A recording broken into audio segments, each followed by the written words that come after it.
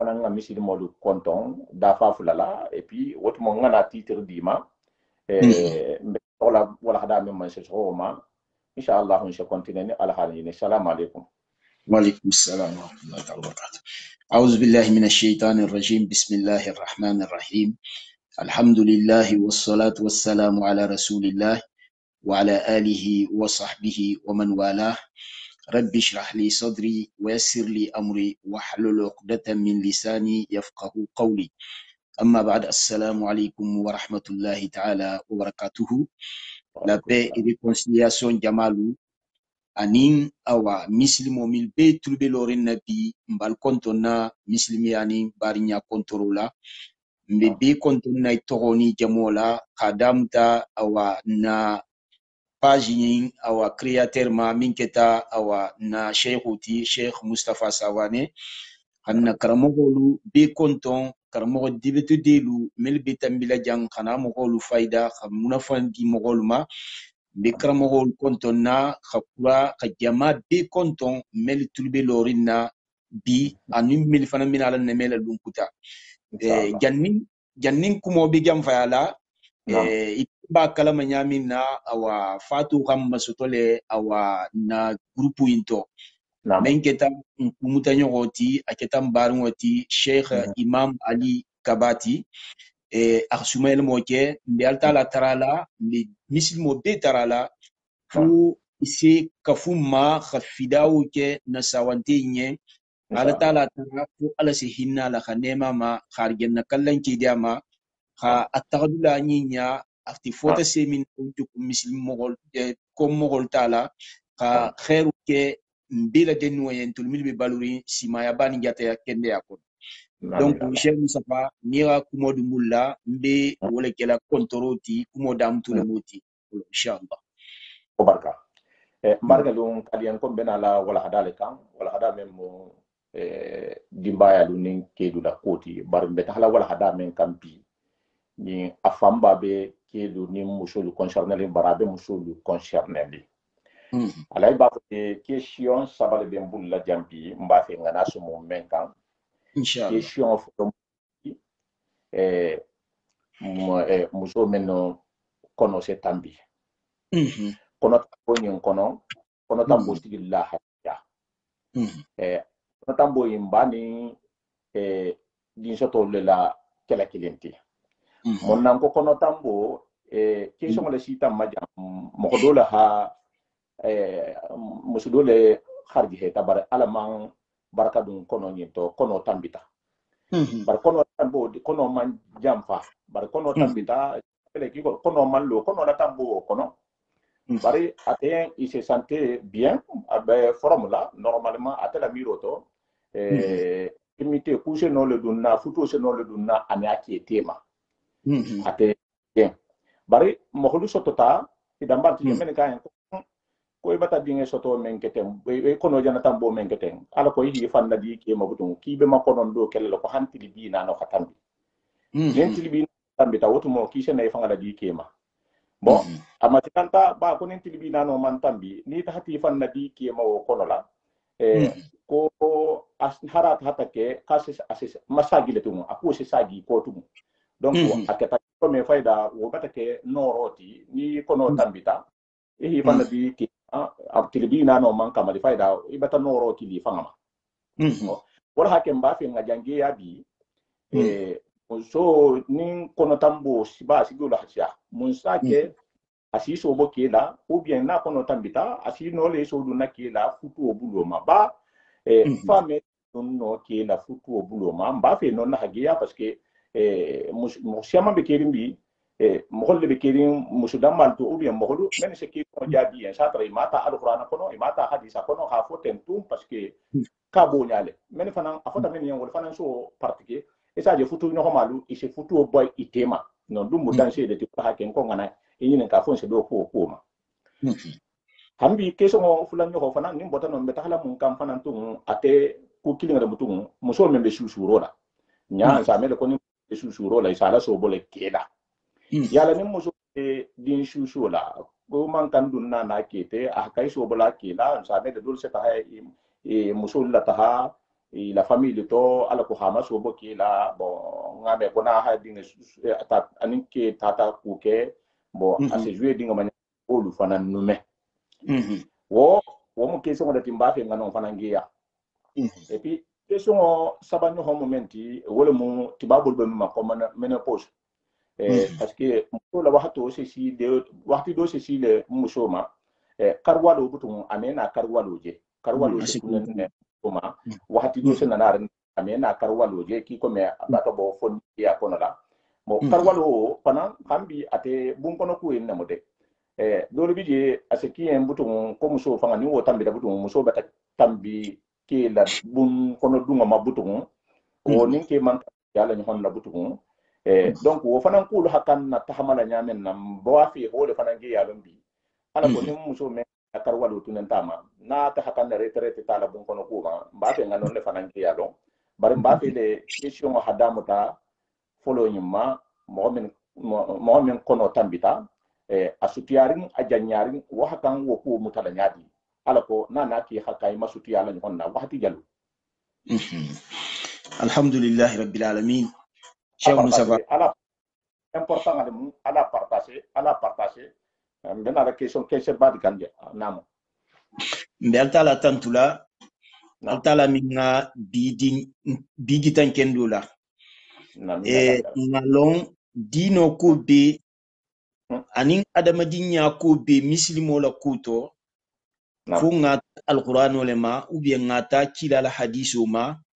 nimma gedon lonna lo min fonye ndata lonna milula nsi wulle bangi lulla saha nsin taxdula jeje question min jana laten nimbe question yin jabila fo nga da étape le ma folo nimbe question yin jabila fo ko to muso min kono buita bari amang atifon ma santi afam manin ku ketala mais dolu ko ay ko amang kan tunna ke bu wala fo tilbina no hatambi bon jannim question yin jabila folo be nala le folo khata étape par étape ma étape folo mbe mun fola no étape folo munti wala an-nifas uti nifas arabul sawna ko an-nifas ou bien damun nifas munti wulu yelo le muti wulu yelo la ko fo nga donya sifauto wose tolen de mala na question yin na fahamu nsino ntakadula gila na question yin to e ko wulu yelo le mu men se bo muso fatema adi soto kola c'est-à-dire ate bolele nu muso jidita mo bota ajatu to yelo min se bo nya wala mu wulu yelo ti lon na lo gani sosoro kele sine yelo nyin ala gengenya ala kunto gengenya anin ala kunto sutuya nyama kenyama sosoro ketano iko wulu yelo nyin asutuma minga sutu a konti a periode minga sutu a beti yo na luko jama lonna jama takata minto iko ko fongo précise ntama kwa lunte sigira dati précise ntama fokoto nun kariyelo wulu yelo aka kan danna wakati minna wakati kunto sutuo wonte préciseri iko ko wakati ni muso hala seniaje c'est-à-dire abata kura jidi yelo botama yelo nata kuntusine adanta iko ko kola akakanne akhiku akhsali sino tunne kebu wala wuto donc hanafi mazhabu hanafi ngolu ulko ko akunto stuma minga suta beti ulko ko tumado aseke tilu muhanni luluti c'est-à-dire musora dingo soto yelo sino bola ma tilu muhanni lulu ni mo keta asedan donc ko le mu da période ti minga sutu Nam. Et tolu hanafiyan golu tugun groupe dolu fanan sotote to men ko tilitan nun kili wala ma akunto sutu wati Nam. mazhabu shafi'i ngolu wala ko ka kunto sutu wo ko tilinani lemu Imam Ahmad bin Hanbal ko ka kunto sutu wo ko tilikili nemu donc mbata long kuma kan yimbe to ko période kunto sutu wo ante préciseri aseno kele tilikilinti aseno kele tilifulati tilitan ni ko atebe denni yelo la dangole la yelo dan ta luwolu iti go halong ko iseno le iseniala ira bateau damuta bateau fana nun ke bunna duo wol fana be nyoxom kanne donc wole mu a période kunto stuwati a période min nga jang période jang wo fana lon nalaka kuma fulele fono kuma folo wo lon na jamalu wol tata wolema c'est-à-dire lon nal to madenta groupe balu c'est fambalu ga min fo ko num muso ga dingo soto aseno ma korondo kela han période juman aman amaiku aman sali aman dun ke bungola c'est-à-dire yelo se digama période min e ko tilbina ni le muti tilbina ni e wala mbega tilbina ko wole lon mbese wole fo ko dum ni so ga dingo soto fa ay ma korondo kela tilbina ni tilbina no tambita sinen asisenia kasali wita tamuma puisque muso famba ni radio soto yelo gile pendant 40 jours lotaji tuma do dondin se do dasala dondin se fongala donc lonna balu tata wolema iko ko 40 jours lemu maximum ti c'est-à-dire nous muso wati soto yelo botama ama kono ke han 40 jours din 40 jours banta asisenia aha bateau damta par jang 40 jours no man si ate tahata tili mohande lulo kono ate tahata senia soto hambia se senia ka bateau damta effectivement d'accord et non 40 jours au moulé maximum le moti quoi c'est-à-dire na ta continuer il ma kono ke han 40 jours et puis na continuer ta barna danta luwolu halni gatil killing e ga dimo soto dile sini ginde ato alota ibata du seni ya kolla ibata non fahamu donc adi yelo la bole bulul quoi fani yelo ibola ite be continuer le salibali ato mais nu yelo danta doron akuntuta ira lonko ira kanne sine ira bateau damta donc 40 jours yi mil gayim fo wolu dalilo le be bulla kila ba sallallahu alaihi wasallam ha dalilo min foyi tu mo gobulu e ko kila ba sallallahu alaihi wasallam ala dimbaya na salma salama aka kila yin kale sallallahu alaihi wasallam ako konu muso jidita aka kamma kono no kela tiligelu aka kamma kono no kela tiligelu kila kwa yen tajlisu 40 yawman illa an tara tuhra qabla dhalik kum so anni khama kono no ke na jidita tilibina ni khama kono no ke aman kan salila aman kan dunne ke bunna foni atata seni aje gannin tilibina no bi kamatla c'est-à-dire que seni aje tumotu masine asti iseni ala sine aka batuke aka dunke bunwala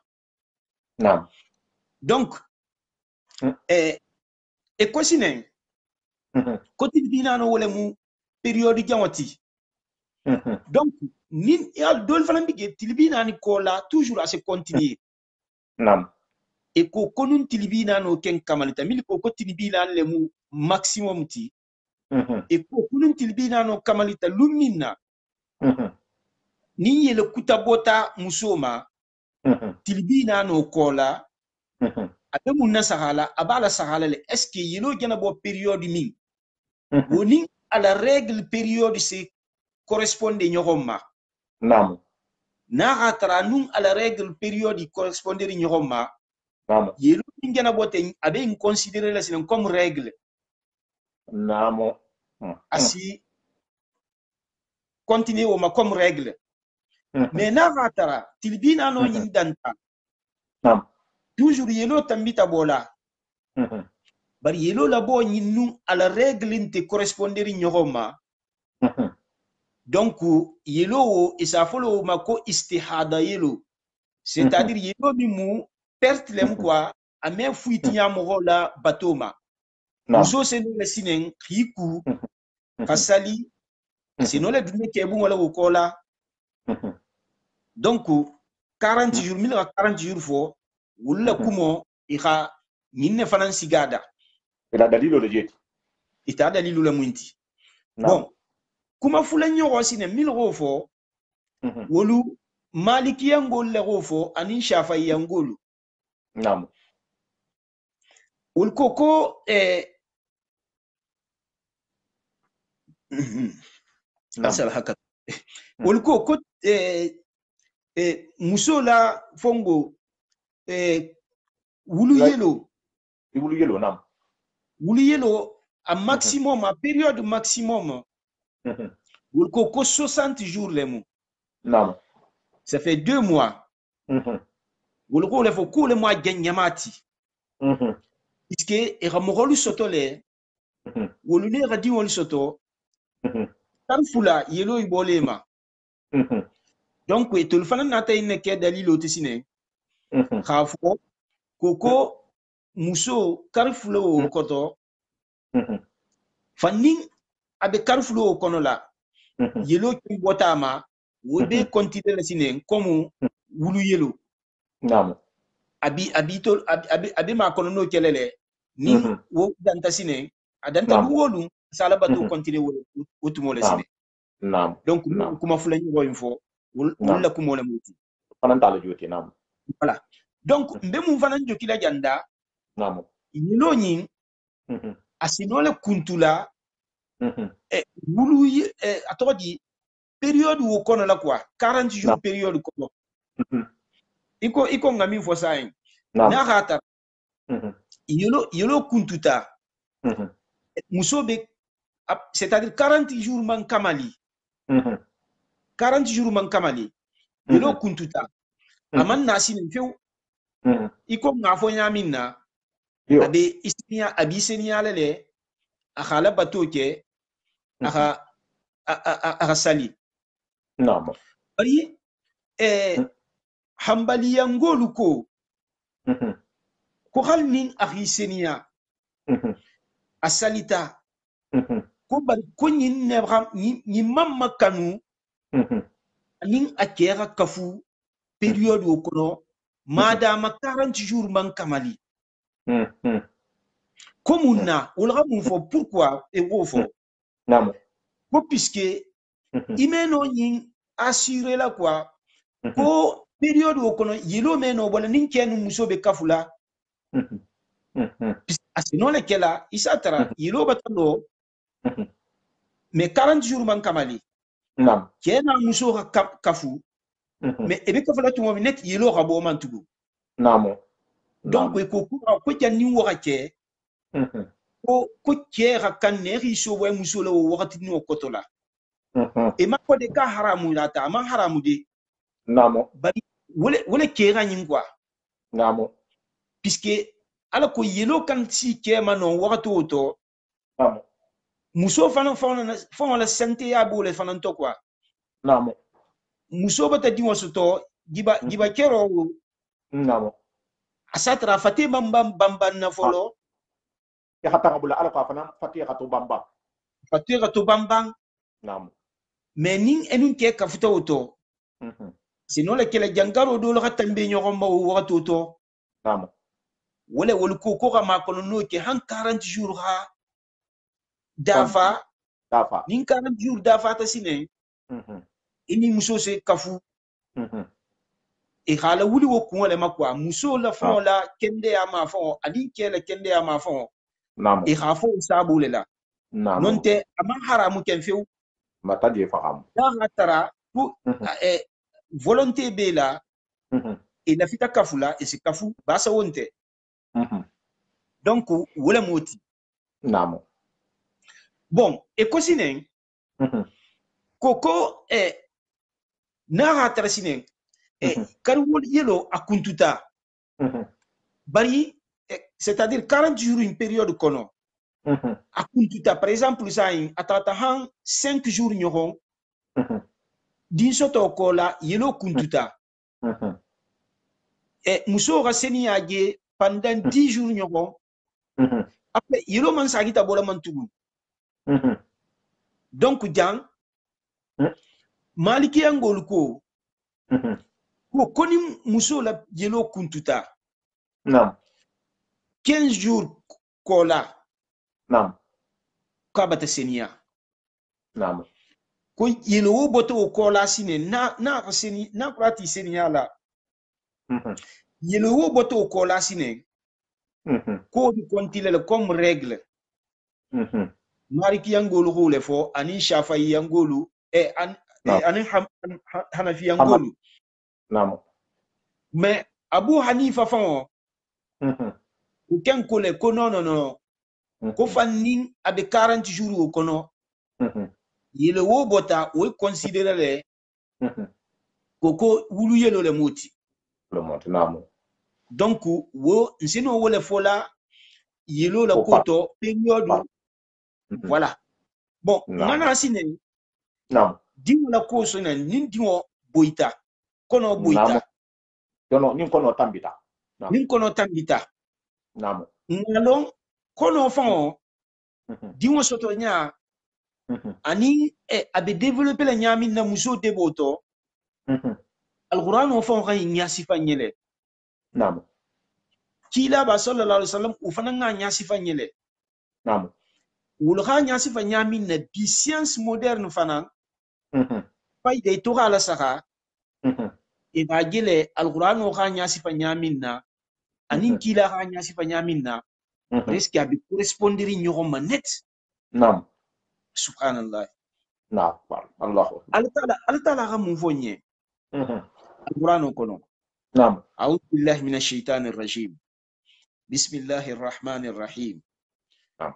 ولقد خلقنا الإنسان من سلالة من طين ثم جعلناه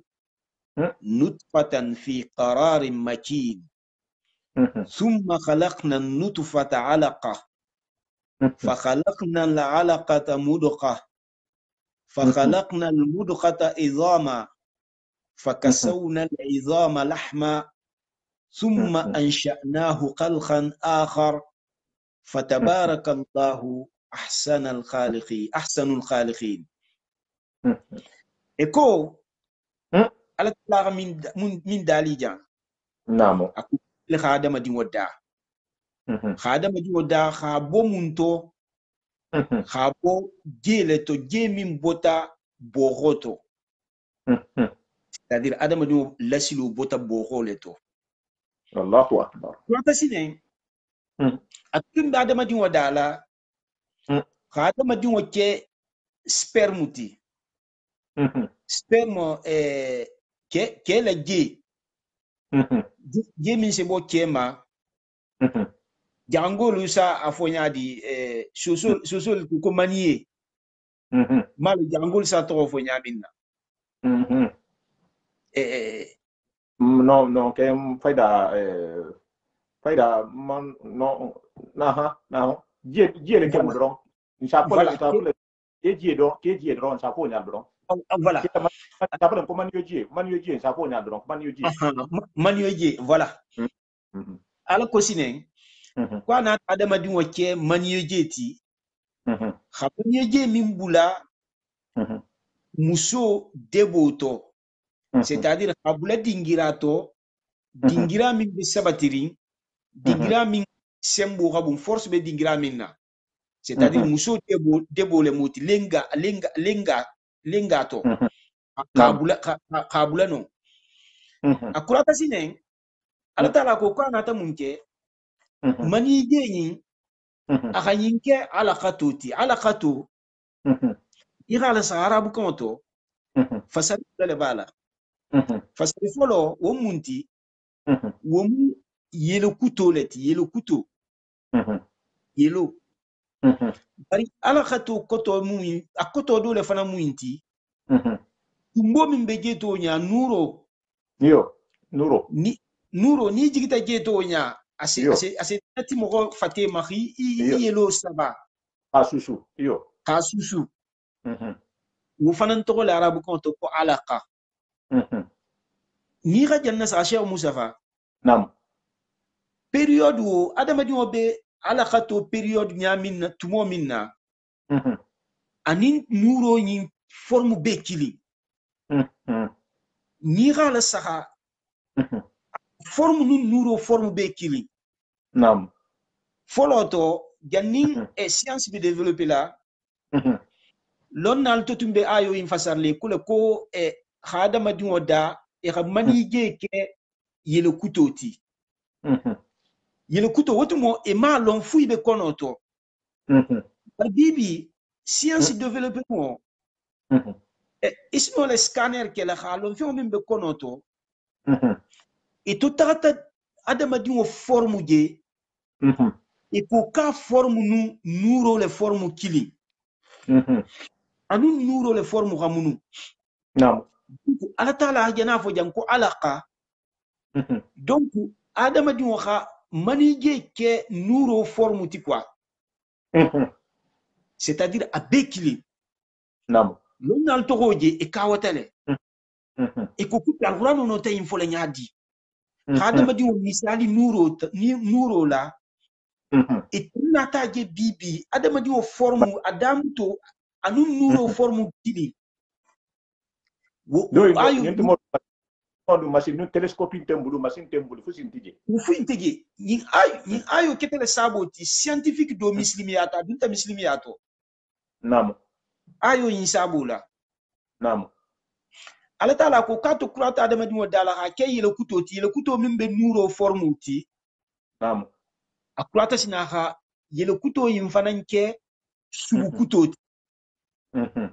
go min be mashiri min be kinni akurata sina sugo yin fana aka kulo la dun sugo yin fananto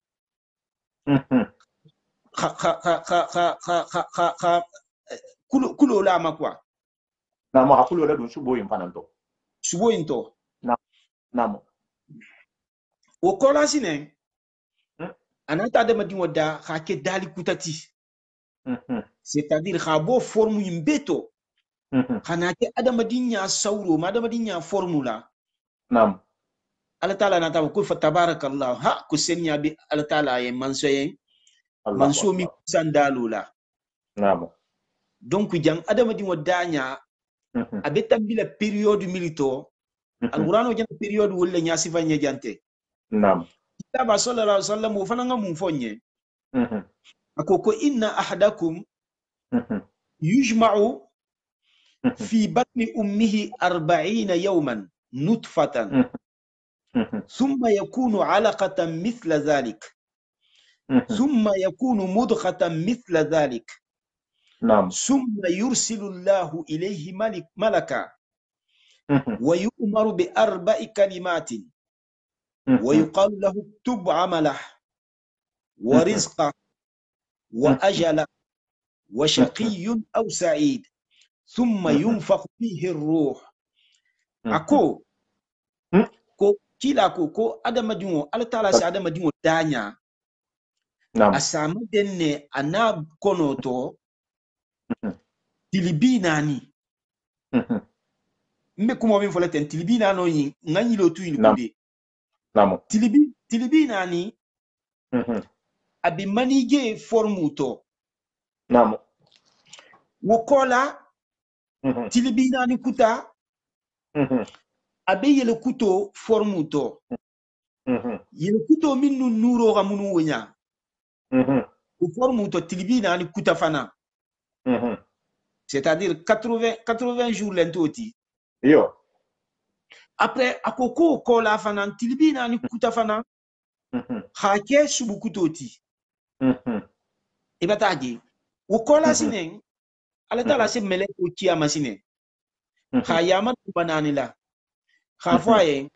ko jonni woni ala baru sefe namo a harje sefe ala simaya sefe kunnago mu kunnadele mu iro fanan sefe wokola sinen isena ne bula fateto donc hadiso yin fan bata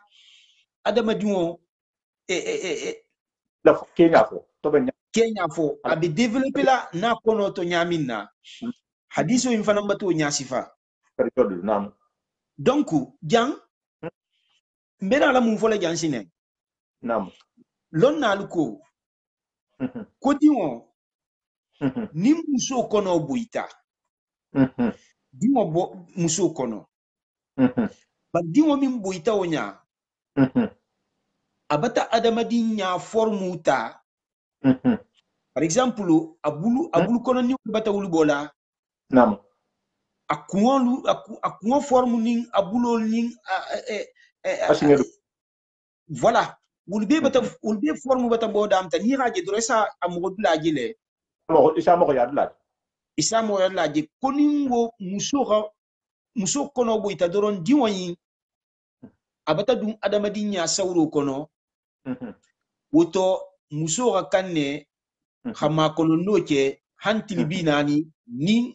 yelobe jigilama hakanne hama kono noke binani nam donc ni muso ngasa yam ni muso kono boita e ka diwo inge diwo yin adamadi nya formu ba abata adamadi nya formu ta o ya sawrota abata mo ya sawruta iraje dore bata mo ya sawru jama bulolu beje akon beje abebege mais ça tra ninga dogo bara bata mo ya formuta muso yin ngalon ko agena adamadi wala soteten akan ni hama kono no ke tilibina ni na hatar do yelo ibolama na hatar yelo be continuer kambolama tilibina na kan ma kono no ke nam fongo le muti folo le muti ala non so sorondino nam tadira dimo bata soto abata adamadi ya formuta nam wo asino ke la kono bata wul avancer la yalo non so sorontino so soro ni to sine dimo min be soto la bari amang adamadi nya formuta damuta nam c'est-à-dire début de grossesse wonya non sosoro dundano ne fanansine nam groupe dolu ko iko shafai yangolu konin muso ka kono boita ka tara diwo min ba a kono to womu mudu ka toleti c'est-à-dire subukuto c'est-à-dire tilibina ni folo bata tambi nam wo mani yele tu matioti tilibina ni fula nyogo bata tambi wo yele kuto le matioti nam tilibina ni saba nyogo sine yo kulo be dunna wole gana naten wo subukuto mati nonne subukuto mati nonne yo subukuto mati nonne koni akadimo sto wo tilibina ni saba nyogo kola xanna xatara moxolu ntolu moxo tomalu ntolu meno adamadi nya sawro gelato bari muso mili se diwo muso dema din soto lo nya iko sage femme woni gynécologue lu ni wolo xa ge wolo xa lon ku wayin abata wul adamadi nya formu tala woto ko muso yin ase makolono kele tilibinani ni yelo be continuer la bolama ni yelo be continuer la bolama iba ta nyaje pata jeje donc wo seno kela diwo be karigelu non asatro tumo dimo be 3 mois à peu près avec 3 mois kono be 3 mois le wonya yo donc nilla kumo jang donc nim kono boita o wato kolla avec continue la mo lela shafa yingolla kuma kanto en 3 mois batano fa en 3 mois maliki yangolu wala mun fo koni muso ka diwo kono boita bari diwo min bota a jato to amang adamadinya saurota bari yelo kuto lemu e ko kibe mun kela yelo kuto nyibe mun kela digando ta bay ha wuya kan ni ga digando wuya kan ni yelo aman gensen habo nyoko na few wuto ka bata adamadinya formuta donc yelo kuto ngalo yelo kuto be na la tuma juma 40 tilibina ni fula nyoko il kuto imbe na la nonne c'est-à-dire kuno 2 mois et demi wonya 2 mois et demi dron ata bo maniye to abe na la kutu yelo kutu ma fangal grossesse 2 mois et demi isatra wobe dam tala ibataje yo donc wol ko le fo mais hanafi yangolu wol ga mun fo wol ko le kono ke to lo min long enu hambali yangolu wol ko kono muso ga diwo soto nin diwo boita nin amang adanya formuta ko c'est bon ira kanne muso namang adanya formuta fuinte muso ma o mume aseno le dunna ke bon la ga ni yelo kem batada aseno dunna ke bon la ga fongo ke nam bari nin adamadinya formuta dorom woto fongo bata kuntu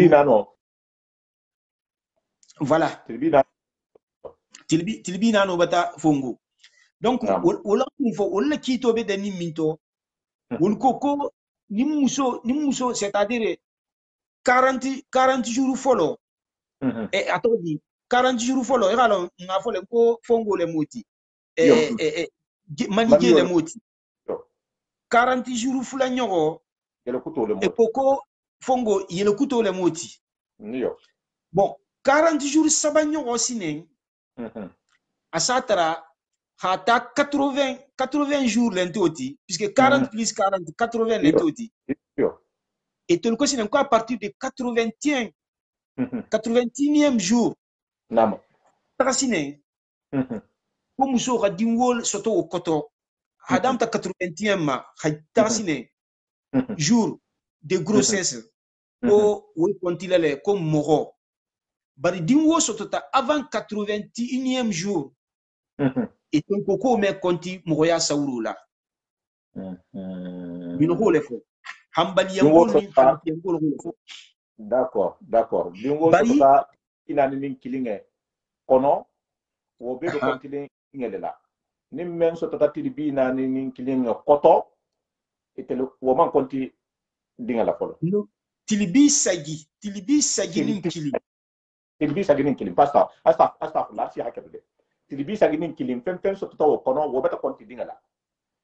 voilà bi sagi nin kilim kono koto fem soto to koto wo man konti dingala folo voilà hanafi yangol nu hambali yangol ko le fo wala lon nalu ila fatwa be de ni wala la ni ga yin ka do ke dron itul safale ko ata 81e jour khanasi ne asatara ko adama di wata formu ta damuta itul hole fo bari maliki yangol ni shafa yangolu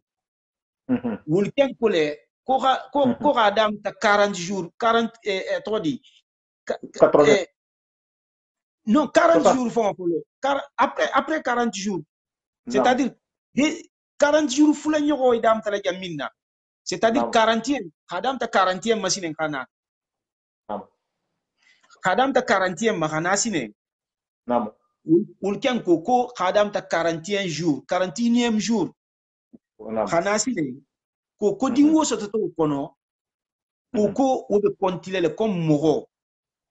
bar dingo so ta avant 40 jours 40e jour ou me konti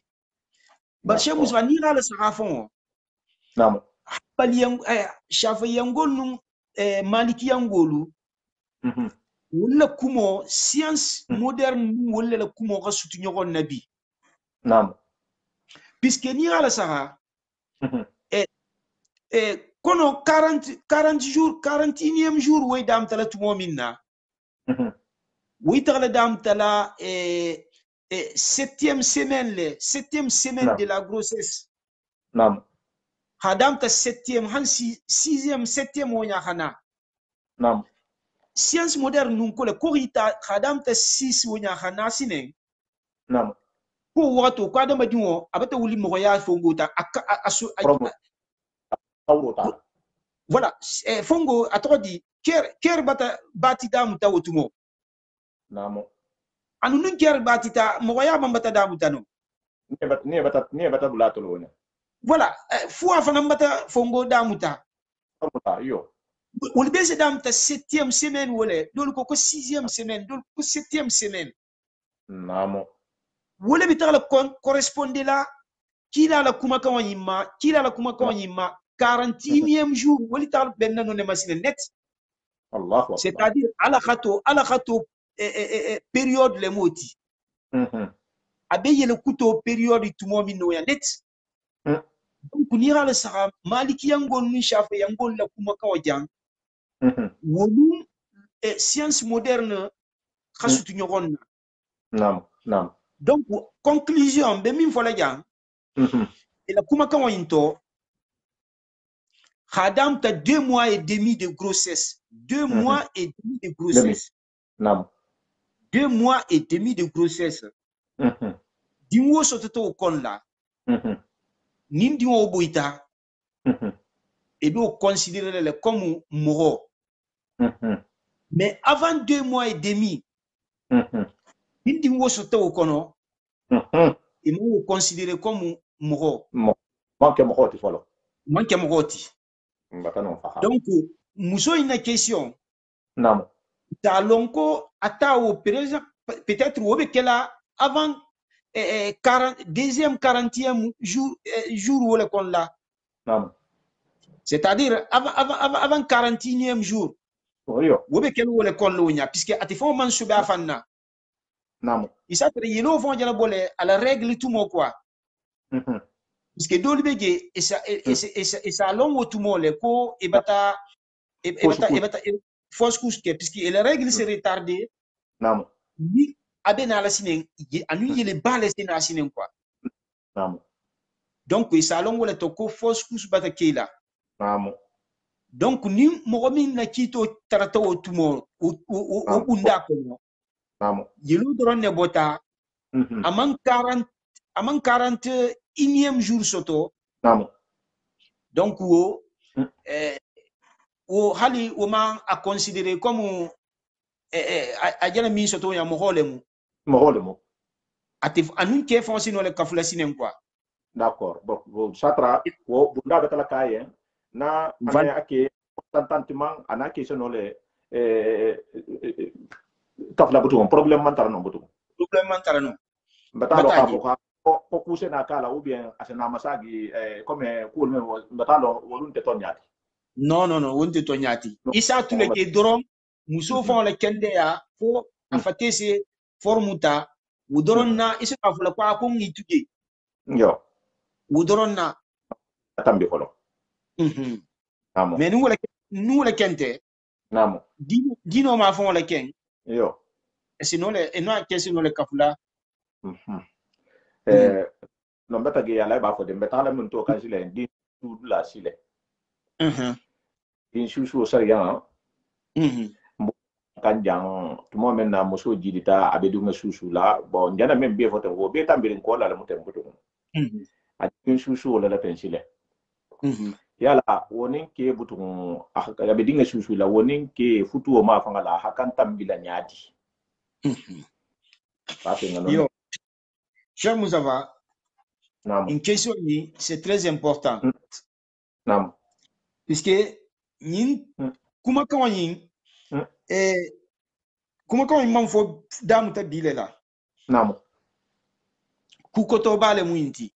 Nim fo tarambelege jannin kila fo binala. Sallallahu alayhi wa sallam. Sallallahu alayhi wa sallam intu sekele.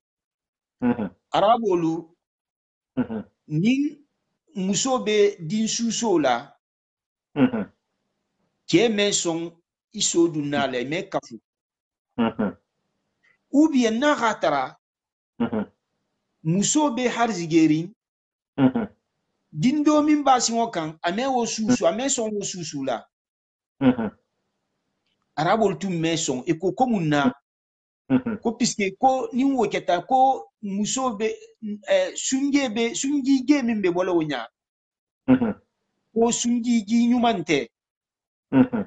kunun di wa min doron ase di wo jangaru ase kuke di wala tatra di wo meke din forti quoi mo kendeti ameke mo kendeti aw arabol tum wala tumbe hakilo ma isara ni muso be din susu la dron period o kono sanfulo kono na gatra ba susu le sanfula ani keme o period o kono ou bien na gatra a harzigeri wala mu dimmin babul lawto ameso aso da bo sunjela direct ya lon ku ko tole mu depuis jannin kila fo bin sallallahu alaihi wasallam enata kila ba sallallahu alaihi wasallam akoko musodo na tele kila ba sallallahu alaihi wasallam musoyi atole ko judama bintu wahab nyinna ta kila sallallahu alaihi wasallam anata ko nyinya sifa kila ye kila kwaye akoko laqad hamamtu an anta anil khila نظرت في الروم وفارس إذا هم يقيلون أولادهم فلا يضر أولادهم ذلك شيئا كلا كنت نين حمو تعلنوا بعد المنك مغول بين فولا كوني مسوبة دين سوسولا كانوا كيمان كان كفولا ou bien ni diwobe musobe harzigeri aman kan din do susula kila ko kunga innata sine kunga musol la ton ou bien nga kel la ton anil khila to wo munti ke no muso ka kafu khatara be din susula ou bien muso ka din susu khatara abe harzigeri isan fo le mako khila kila ko patin la fitana na hamu la to ma ko mo kanake mo kan iso bi musule di bayala na atra be din susu la ou bien ni di mo be no muso harjige ta dora kana din do susu kila ko bari nata nation kutalla sarasine min manke arabo luti iko rumu tibabo le moti anu furs iranien le moti kunna to wala saga nata je jari wolu ne la musolu be diwo susula e la musolu se kafule ni muso fana be harzigeri adindo intinya asa dindo insusu bari woman fuitinya wol diwol ma diwol botele sine sembo be la fanga be la e sembo rabu donc hadiso ni nyimbata gitanna ko dino buloma muslimiya sariya buloma ke ini la muso na hatra ila muso be dingo susula basante ini la muso alse kafule basa wondinte muslimiya dino sariya buloma e kotugun ko muso fana ni harzigeri wa mu dingo dola utata isino le ha susu ufanante tanati nada do ko man bibulu isa susu bari lon na nata mun fosine comme na ratara condition bileji na ratara amantaka dingo toro puisque adama dingo bela fongonte kilinti iyo dobeje ku dobeje asa toro dobeje ame toro kona ratara keno ala dimba ya kafuta wo mantaka dingo toro problème unte bari na taka dingo toro ko hadabula wala kafisa naam dino mislimi adino lo tamunkan khatoro bayi wala mu priorité ti janni kha daha mo makili famma non toro hakkele bolo janni hakki fanna voilà mislimi adino isigiri wala kan c'est mantoro le folo bayi janni be daha sodu nan fanna folo yalon kena la musoga kafu ku kena afangola musola dimba yala dahaleti dialeti yo namo bari naga tara se taka toro la si dinoma priorité be dinno indeye atela toro ho bayi ho tuje folo hakko matanga folo mbe wala kela prioritaire ti folo ni wo bota la sinen feu ndollu na dimba yala sinen mbe na la min kela sina wu kesine namo ibata ye ina to lon na to le fosine namo ko ou bien naga tara science moderne fana nga approuvé ta koni muso na ke kafuta ha trabi dingo susula ko se dingo torole ko to ko ngadabula ko problème unte hal na hatra misli adino serion to basante par na hatra fongo ma fongola science ma fongo ase dingo toro sa tulegi tata so isi so ba pola isi so wala puisque point yang mbe jam fongola puisque nyimbe nyakeri mo siama ma namo nsavole nko mislimi abata na fongo ti nko serian ko min fo kila ga min fo ko ngake force te ku fo ngake nam kila ko kon kana min ke ko bien kila ma min ke te ku mo man ka ke la no mislimi ante sigi ko kandi nam mislimi ya janni mo go be kuma do fola ku nyimbe da har ou bien nyimman da ha ira kanne folo alondo ga tare bulla na londo man tare bul lon na mil khafo iro leme lon na jatolu puisque dino ni ngome no fatwa kela iman usulo karan usulu din uvana mata lon ni leti namo wala se mogo de ma kene Cheikh Musafa ira no kuma kan fula compare le nyoron na khafo iyo nyin fulo nyin do nyin ne sembo bu nga kan nyin tala nga do intuge nam mais wala bi kan kerin siya mamma nam isatra kuondi kila make haram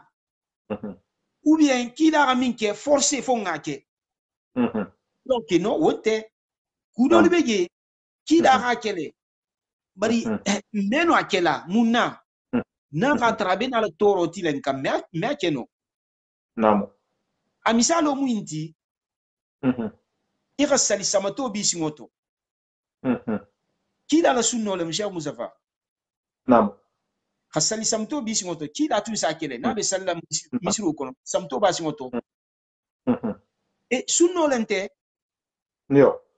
bar est ce que ntol safo bin ko samto ta dum jamio kono nun samto ta lo ji asali munna meke puisque abena la man to lati muslimo simo be lola dilato irta wolo tapika mo gol suju la jamina abelo la boto abelo la nyakumoto ita ta wolo tapika pa ko puisque ko kila ha kele ko pana ngake nam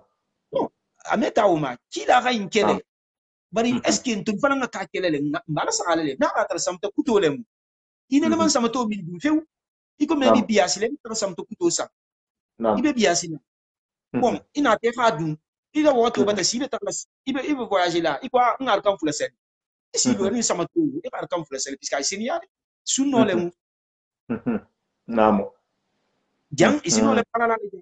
mbata jam fana fahamu jam bata kafu do bata kafu londo maja namo wala nsafo nko kobe nsafo kodol mabida kubia ngabo ko bida antetenute attention bake attention bake donc jam wala fora dula dol bege fora anyasi fa jang kila la hadiso jang nse bara lala madama amanna tororoti diwoma mais nan ta toroti diwoma doron manka kela ngakala lole puisque bismiya dino ha toro mataka wala mu priorité ti folo yanni gana dahati ifanka namo donc non question diabo le moti nsemilla o fananka namo o fanamu ata point neti ala ko doron hakilo yiruwa namo ba jam me kumala diwala suso le ma hadion susu namo ke nsamele namo voilà nsamele fanan mugodo la konun kena la dimba ya kafuta kera la dimba ya sunje min isa tra tumodolu na atro nya muso be iko musu kono ma onya ou bien muso min be diwo susu la onya asatra nono ba sunje to bon nana muso be tulno onya akada la bitoma aka sunje o saba sunje ga jiga kanna isa fo quoi ko muso bata haramu ya uma ko donc ko c'est fini ko puisque ka bata sunje min kana lemu non yo namo ama haramu ya madi ala muso lemu namo asa min fu inte fana namo sunje min se mogo la haramu ya mogo ma fo hatara imari go la balo be denni wole la namo hatara dinni wole muiti imanga min fanan sanfulo kono iman sanfulo soto iman sanfulo dafa folo namo dolu ko sanfula et demi 2 ans et demi donc woto ninke ba ko to hala dimba ya sunje mi o ma fi tinyama o ma sala wala tulla lo janna namo o me ake anati o me ake fuiti namo satra voilà wala kemuno satra womo ke fangala muso nin ke fangala plaisir le moti donc wo man ke tanati d'accord non jam pata geya donc nous ijana me pote ni dinninga la ko na me kutinya dinninga ma muso nin ke pato men na be susuro la na me fuitinya susuro kono e se no le ha kini musia la baro ke satra na me ya dingama waxto woto parce que même mon ni ne hanu ay misilme ya na tale ko ha ku kurmo le sobo haya ay ku fem na so mo to ro le sobo ha hero nati donc mbe bole nyinena ene muso mu nemo leti ene muso mu hero leti mo mena albe benne kankilinto bari na me sabu jahu yabula ali soto dingama inshallah mbata non faham wo fana même bi jesi den bo de benare commander si menopause ma menopause momenti wala mo yinti muso la karwado dandin kola parce que muso karwado sotole han wahati do asala regil je han wahati do le ne ni si ta jando o sena danne iyo ni wo da tebu ya wahati dulu na dula dulu to aseke do bien ko muso la muso fa jana bole ke bungola butu parce que asia to do bije se bole ke bungola satra atfa la volonté habo bungola soit sa avocat si batasi jandoma nana ko mo fole jan kono muso koni la hila karwalo danta fayda do bije se do maslana koni fi siti ke la woto mo fayda ki se tahala alkiyama so be mele jan donc mba fait les fanan ala ko men bo situation to menu la karwalu bata dang et puis ene kebe nyon kan parce que muso mo la sahawon te kilinti mo ene ke apani ku kamala ibata masilandi ku molu men ku to ko ni himato dun ke la men dala kelila fayda wo fanan bata ke iman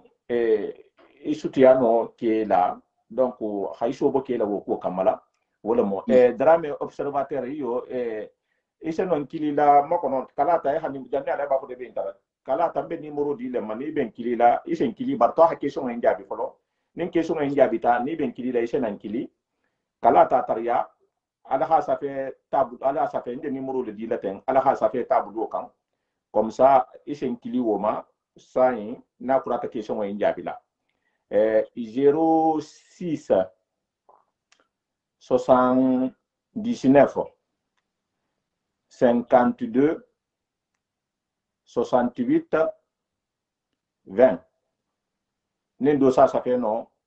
Alors ça fait 06 79 52 68 20. Alors bah quand on a question quand ménopause, tu vas voir quand ménopause et puis tel cas on connaît muso la karwalo danta, muso la karwalo danta. Asiken ta dul bijen se musul la bolo bungola ou bien musul fanga dam ma dul bije nga message ma soto na kanyo masilang dul bije ni hafato soto sa ko ka ko denta wala la donc ou bien sa mele fana dul fana kini ni ke fa mata hasiya sandi jaluti ni shi ta jando ma parana ta hari hatu sidin wo nya butu parce que ko ke dul metre ke ma konon ni ke na ta nyamen nay ni kudunti ni ke ma faida kati masayati donc nge misiri me yalo kono dino kuma ta en kanya menna fo yaxana non nagi yanye alako se mbari ngol bo kum fala nyamen na bismillah yo Cheikh Mustafa ubenta alors dino yin ninga ntululo lonna la ebe men nyasi fala nye alquran to anu hadisu to nam nem to mefili nam sintano fana me nonna nam ejana point min magate min keta menopause di arabo lu sava mako sinul ya'as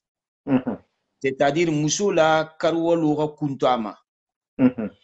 muso dolu ni se sita sandoma muso la la halu kilinte do bege asidam ta majunna do bege amedam ta majunna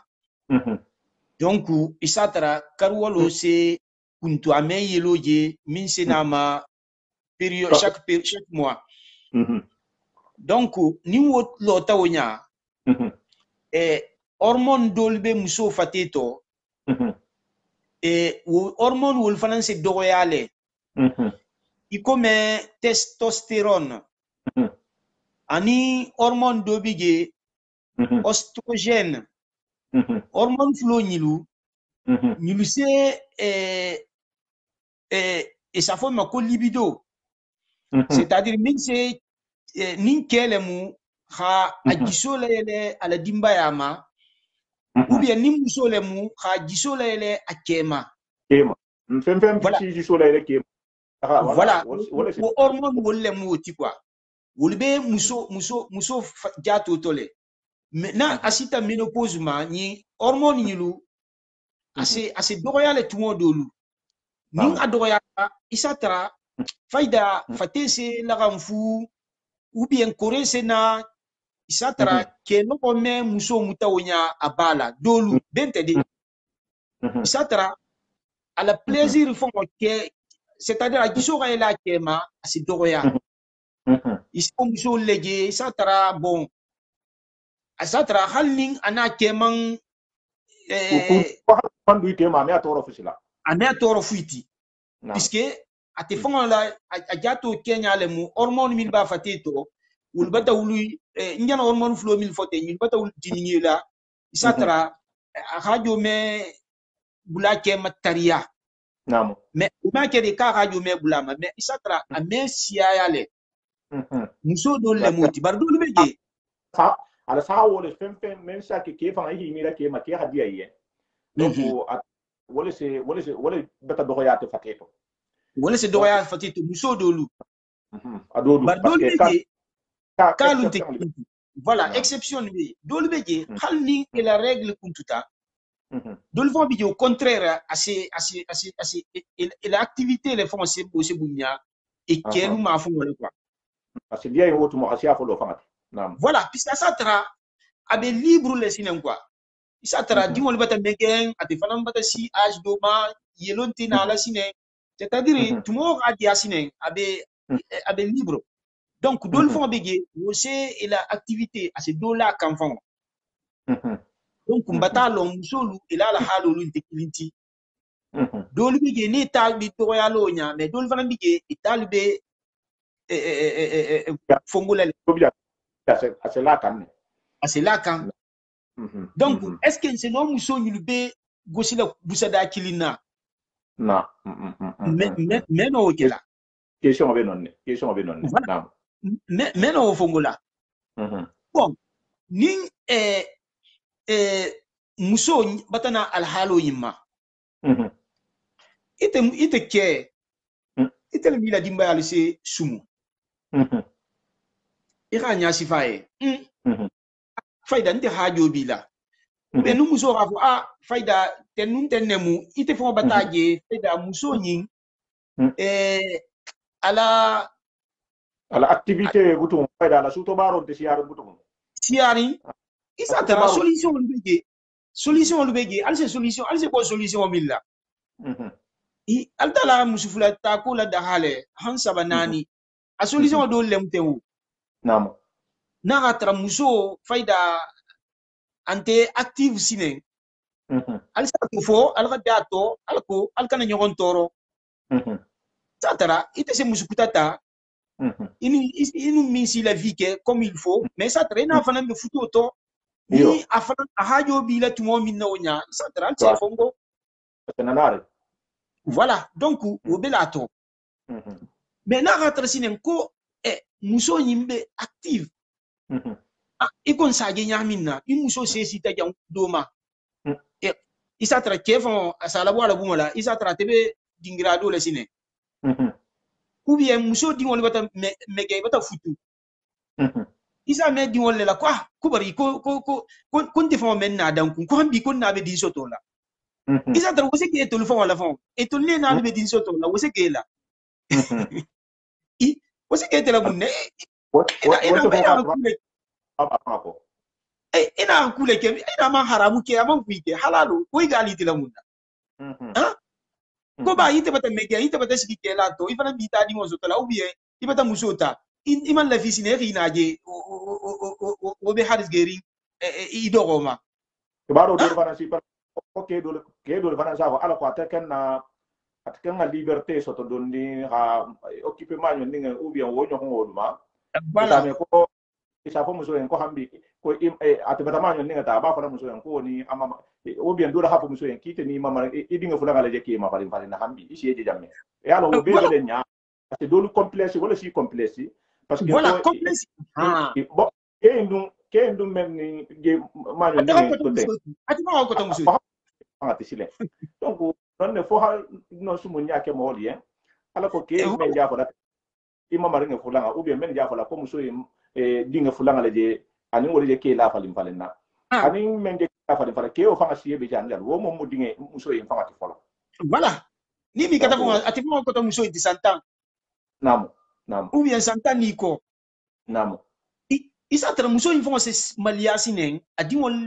ba ta adi wol ya se maliasi nen fo ase anun ke fo faida se ko be to bo ala yente quoi hi so bo fenna men lo hobila men lo hobila ibata dimbatigiya alors que ibi fan toro la wala fo se dolu bula fo bente de wala se dolu bula he ta du bula sila to e man kam bula la silo min kene re bang keye ni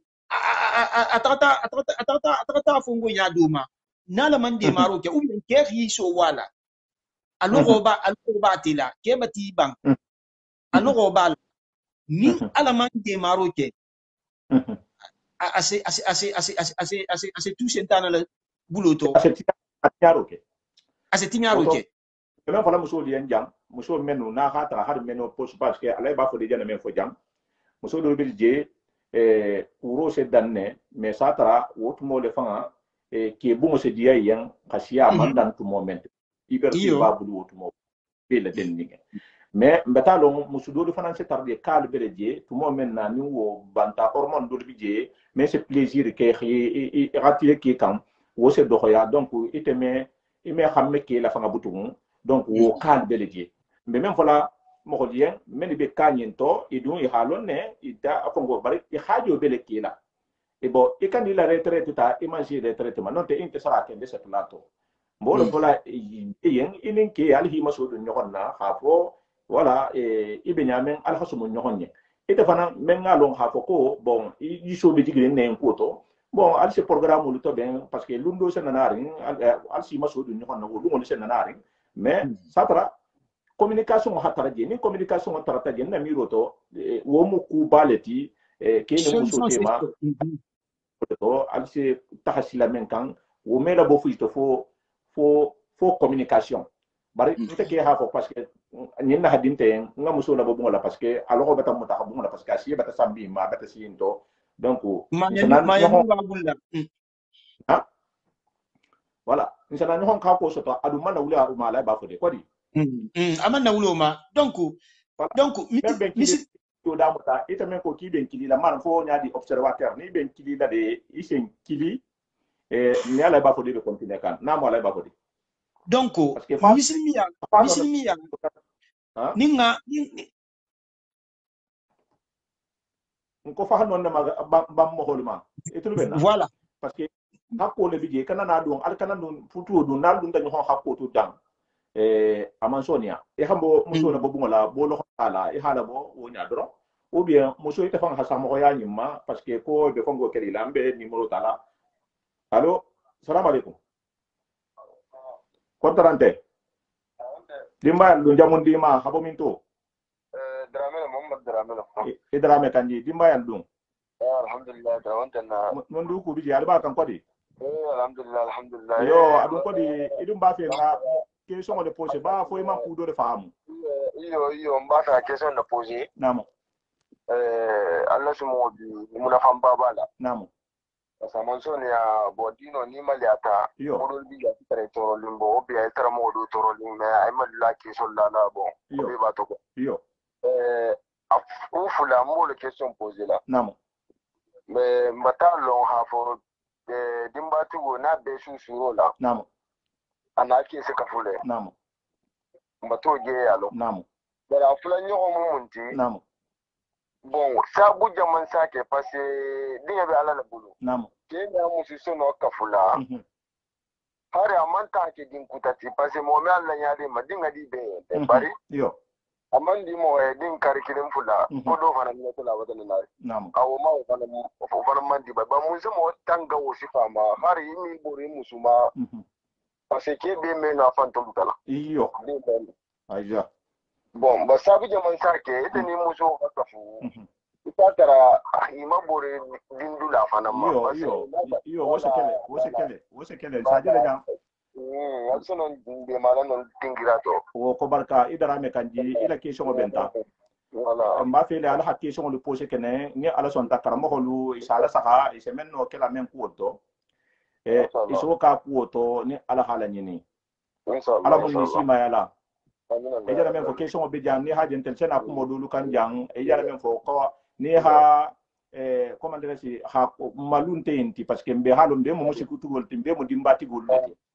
donc ha ko do nya sifa ala ko mo holo hatara kalama na miro to wonte maluni malbali akunte no butugo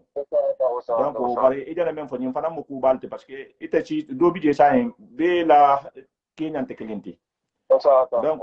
asana bula tinyaro la satara halalo ba dafi donc wala ba fo de bata question faamu ko di iyo mbata faamu yo jang abe men fo kan jang ko sidan parce que na muso be dini susuta ase kele mbata don an bari bo ko le be kere ne bi système le be ke ko la hasiya bari est ce que mo se mon ke satara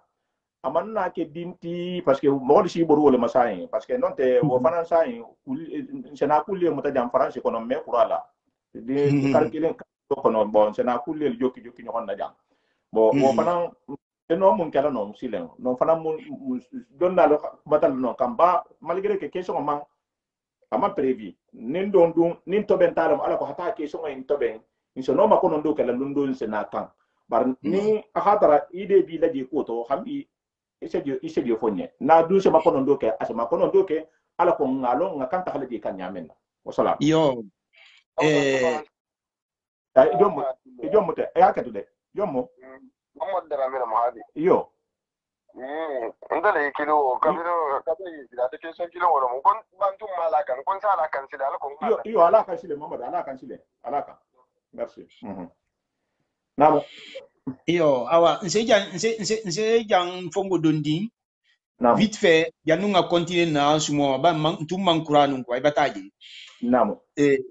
bon jang ayana question min laté min nga di nyanu nga a préparer nga nati puisque dino e kana fe fo e kunfe ira taga mogo wulu bila mela minna ira taga mogo be kupi yalo man sonea yo ntolu man question fu jabo lon sa fo len ko malo même ali aw fo la mogo nyen karan ntolu mutalibin dinati bari jang senole hakilindin tala jang juste un petit mot quoi ibataje muson ken ila dimba ala kafo wonte fongoti min se tonga sigita min ko ngafo nyamina namo kila fanan sallallahu alaihi wasallam yinna kadaye muslimolu konti rasiyaya akonye hadiso kono ko tazawwajul waduda alwaluda fa inni mukathirun bikumul umama yawm alqiyamah walu musoluta musomilu ikhadi alien musomilu ese jidi c'est-à-dire ese dimba soto munna puisque nte aliyama no sinin nse wasu altolela alla siya nse wasu wolela manto talla tellement kalbe siya donc imbata gitanna bonun dingo kenu muso na kafuta min dingo nata i ala kito le moti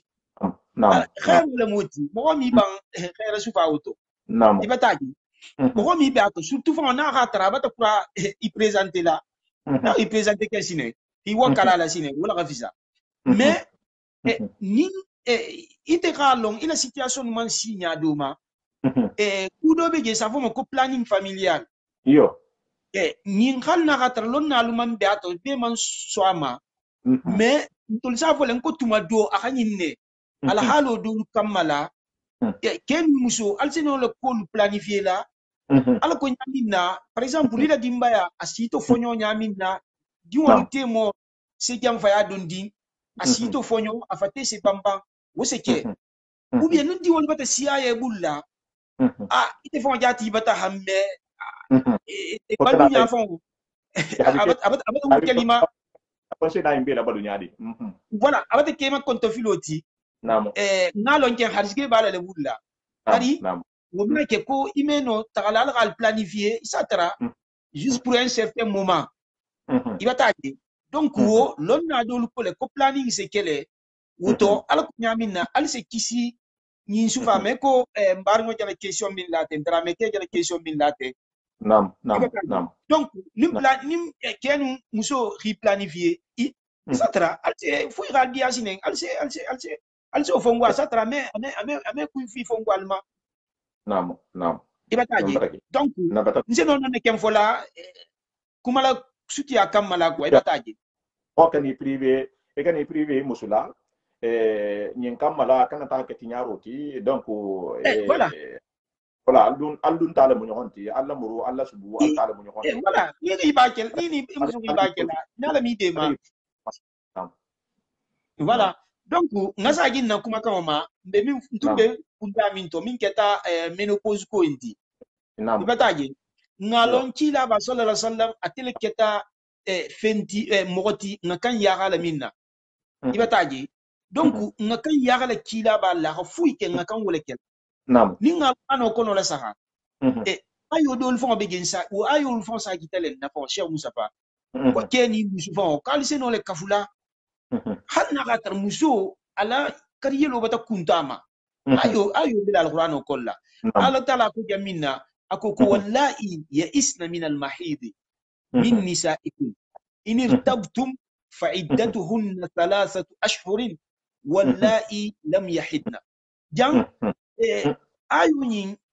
yin ayo kita parti juman nin ken muso talata period nin kera muso kamma kono no kela période minto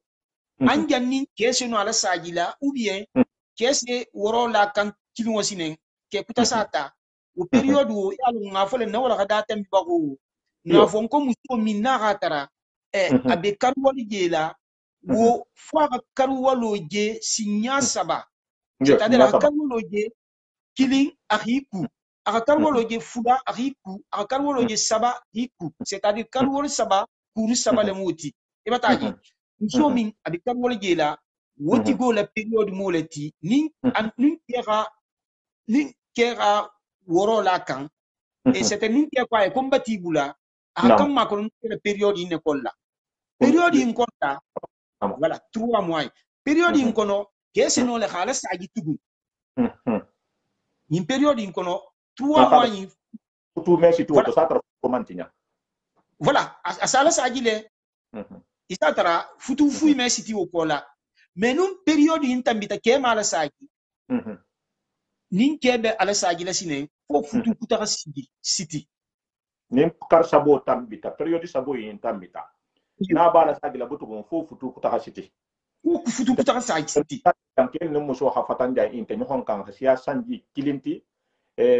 ni wo tambita nyamen na ise muso la saji la dron ki bata to be muso ha saji na ala kana dun ki kumawnya hela futu continue comme nyamen na donc mbata lon ko fana meke kodi funa gatra ke gafo mbati la saji nin ke gafo ko mbati la saji aka sedo lu nyini mil bataji ta ko yo ke ga muso la saji le isatara hal ni muso tata sankilinke ala mogolia me ke mbata la saji period wo kono asino le na la futu mesiti parce que asatara sedo lu beje mais nin seden tige min baji tan ko ke ga muso la saji le ama fo muso ye ko mbati la saji ou bien futu mandung anu muso tema wakatu kono donc woto ni muso tata na de sa sinen fo futu ta siti ni period o ken tambita d'accord matano ni wo keta kili aketa fula na keta sinen saba ke wo me muso yinta fo ke kutaka sagi muso yinta la sinen asada muso yinga na mu yala ma sinen fo anin ke kutaka sigi anin wa fatan ou bien wo gafara atesina asigi sine Allah bon ngana ayo masina be na fitaja min nyasi para donc muso lemu inti milbe karwolo jela mais muso milbe karwolo gesine ala taala bo le ko wallahi ya isna min al mahid muso milbe menopause mil bata du menopause kono c'est-à-dire karwolo yino bata kuntu me bata jigila wura kariyelo jema alla muso lito kuna ala ta sika wolu nal wol bula era kan sigila lando ebe lando sigo minkela karsaba wol ken tam karsaba le yalo ndo wolu kuru saba le moti c'est-à-dire seniya saba kuru saba nam ila taji mais do yulu karsaba pisuna yulu de kuro bundala yulu de fongole atodi yulu tam karsaba le ti do wolu kuru saba le moti lon na don ko kuru saba lon na don ko kariyelo je saba abe kilin abe be de kilin ne ila taji mais mil bata kariyelo jana kuntu milma wolu karsaba wolu be ma kono no kelel karsaba donc voilà nous musobe ila buola karsaba o kono la ni la fitala sagila soit era mun ko soit era fa embati la sagi karsaba o kono isa fa embati la sagi ou bien futo ngado alitema num futo du taltema dron c'est fini abata ayana sagila wonya abata compteur bla zero la compteur bata bla zero la akutugu wallahi lam yahidna ani musolu fana niluman kariwolo je c'est-à-dire dolbi je jangaro sino akelema itulfon ila hayatu kolima kariwolo je jangaro sabula ou bien sera do ya sabula bulu olim muso miluman mil kariwolo yare kuntu milma olbe la kito kili nin ke rawolu nin ken wul talata wul sema kono no kele karsaba donc yi ayo yi bataji tan naja ko muso min bata du menopause kono nin ke la vitala sagile na se kafule e ne na kafuta ayana sagile wonya ou bien ira fa embati da kili nentoti naam kila sallallahu alaihi wasallam dimba yal tumbe abulla an dimba ya kononto do ko tannin iko tannin kili naam ni mele ko atun se tambile nyilbe atun se nyilbe la farlo dilema naam ase be la farlo dima ko ala taala ga funninke kendo mo bi saba wala force ala taala wala di kila ba sallallahu alaihi wasallam donc kila ba lente na fongoti ntulbe yakala yo na exemple ti yo nin kila ba nun na dimba yalu ala dimba yalu yulu siama beje dindin tunteti aka min ta atun nga dogo na aisha le muti to yulu tale etum bata sigi ke la ton sarmani wala tum metinu fongu ibataji etum be tum bata sigi don fonga beje wala sima ya tum bata ta hansan binani kon na khadija enun kila tum be futula tum minna asebe sambinani don ko sambinani nun lulu enun kila sangelu kenyo konka sammugan ni lulu ebe nyogonka Allahu akbar abe fakala tumo minna na khadija yin sebe sangelu sambi woro ni lulu akili na tumbi kila ku musoti wulu Allahu akbar kila akodu na inna ko abata koto ya abata si menopause ma ngaji me tarala kili ana kili na tumba bulu tumo kila be foninge ya to tumo Allahu akbar kila tumbe funinge ya to tumo bon ala muso do fana bige min to na sauda wo fana kila be wo tala tumo minna dolu ko kase ko sambi woro ni woro atumbo le tulu dolu ko sambi lulu akta fiti wotumo abata karwolo abata karwolo tumba kuntu yo bari kila ga be futule futo dun tema ama musuo écarté donc nyimba gitar nenna ko muso fanning aseno dunna ke bungola ke mankan iko dunni la musula fanna fa ma ko fiti fanna ma ko fiti kwa kombata ko ubi meno ubi tenunten yo ke mankan khamuso yi écarté société fana mankan khamuso yi condamné kela sibaliyabu puisque abino wenya comme muso min be denni isatara mogol ba fola ka be futoto barante futoto wala no mani asi ba malere kono le joti donc wala joti be même wala joti muso ninke narbe ben no gato datin tili ha fo combat muso beta bu wala tuma do nim muso fanga ta tare kilame lanjuru do kan ha boke la bu wala ko hatti do to wo manke problémati voilà donc mais khamuso la bobu ngala ite fanga la intérêt ma ou bien khamuso la bodi tempo parce que asi bata siama ou bien sate mo holu hatla voilà ko nyaalu ko hambe ko e musu ko to ko billa ta yare kana ke be nyon na hambi ko musu ka musu ko to kuma si fa wolu ali ngolu tuje to mo men na amusu le mo afutu musu le mo donc wo man haram ya maharashi be sandi bi woro le basken ja men mela ja ala sallallahu alaihi wasallam na ya haranga matelti amuso dun bi ahamen futu ko asiye isi ata sandi bi luluti sandi bi woro donc nu wo bonya musu na ben ko muso be ni kelu be nyamen na muso bo nyale kelu la capacité dun te kilinti muso lu fanan na kulu kenyan te kilinti musu do bi je ase wasale tariya musu do bi je wo be benson na ke ma wahato be fo fanan long ha fo fanan bo nyale ngana fo ngala ke ko la hagole ou bien adunta janna bota janne afutu tawle lawo donc na ke lo hobala na ke hadiya yin donc na miro to wala hatisa aha iso nwa ke la janna be bola ataha dama tombon ke anyafi fanto nyale ba abo nyale asata voilà donc nala ibana la wala hada ku fa la janne inshallah ala son ta semaine prochaine fanan bena la te futu yin ne kambe continue la futu yin kanne de ke ne musulti mo be la kanne so menna la débat kala mon kan jang ni ala kan siya ma benala musulu nin kelu ala ba fo dem be mo musini na le tibi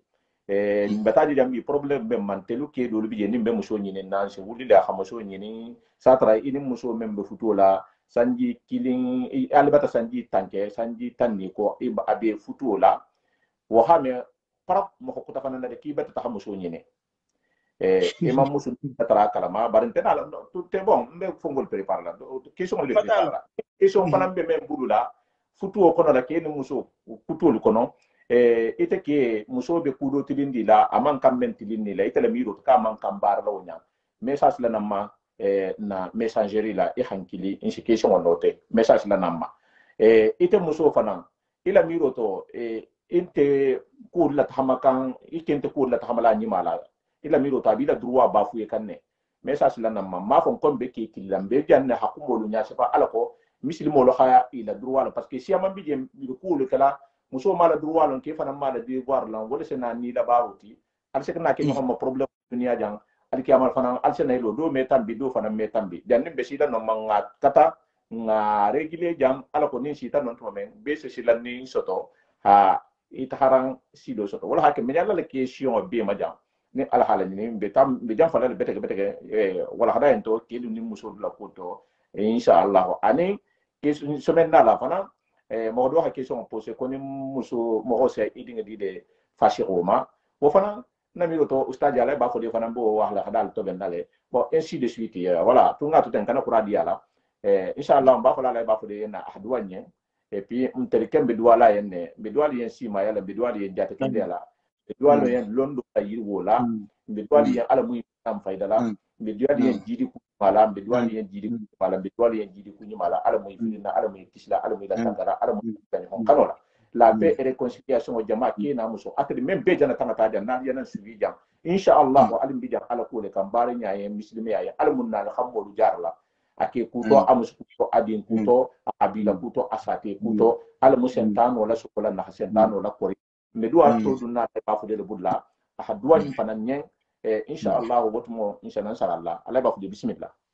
yo Cheikh Moussa ubenta alors minke mba folan ko amin amin valambe duwala mislimi jama mbeye foala mi se hamme daru ke beye marigo be duwala foala mi se konto filolu bo konto filolu be siari mbungol kono kel ni la dimba altima musul ni kel tima kel ni dingol tima musul ni dingol tima konto filolu be siari marigo alam konto filu mbe bola konto filu konto fili gundo konto fili bange konto fili alama be jara la marigo dinku konto filo milla alama bola ke ku konto filo milla alama bola marigi nafulu ku konto filo milla alamu nafulu dile ma marigu kayti ku konto filo milla alamu kayto dila wol ma marigu londi nyinin konto filo milla alamu londo dila be ma marigu sabu nyuma alama kele nyanga sabu nyuma dimma kan kisi sabu jaguma kan kisi shaytan mo hol ma marigu jangar kumo mimbe frin kan duniya ma alamu jangaro infula fu nyanyi kan be kisa ma marigu kende aken beye na jangartolu kende ya marigu na alfalu men kunna marigu na sawantelu kharjan de ma khilal al suma bella suma kharjan kallanke de ma marigu ntul milbe koma nke misilmati khaken lodlati khan dunya na faranti marigi alam sabu nyuma dilam ma khan kisi khan hijabu khan sutra walam sallallahu muhammad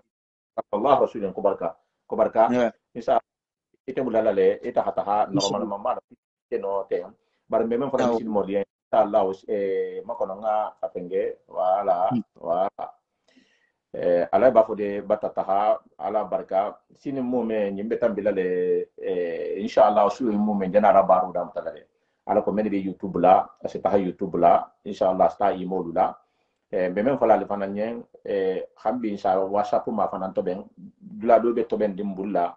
ko whatsapp dula le mon nonti inshallah on ba to ben na hata habla nonne whatsapp bibliothèque whatsapp bibliothèque nga je to ben ne ha message kendo ni beta hibula di whatsapp ma parce que namo do be je inte youtube la inte facebook la amaso to fa whatsapp ma ko kono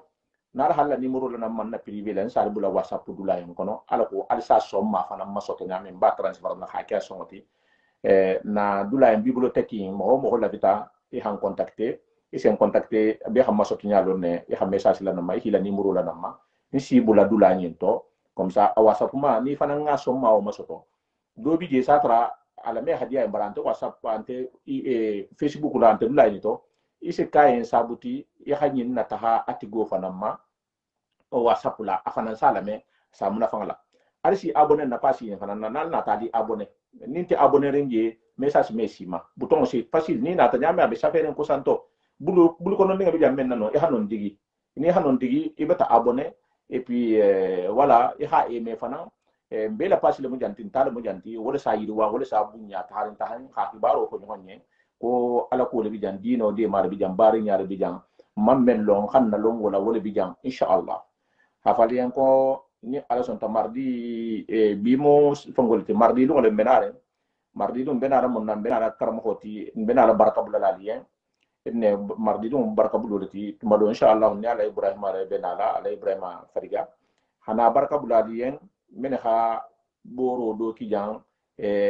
imamu ali kaba lakoto men sotata al hakata de bete kabar wonu mardi lu albas lo na men sotata benala bara ni ma kila lu fana bara kende ke momenti muna fanga membala hero membato ma fo ya habaro ke e hake mo men ne bati nyala ko le baro hake akke nyama men fana ngala bara nyama albe se barajo soto inshallah wo mardi lu on benare emission o kan ni al halani salamu alaikum wa rahmatullahi wa barakatuh aldo aldin alkum tajo Mustafa Sawan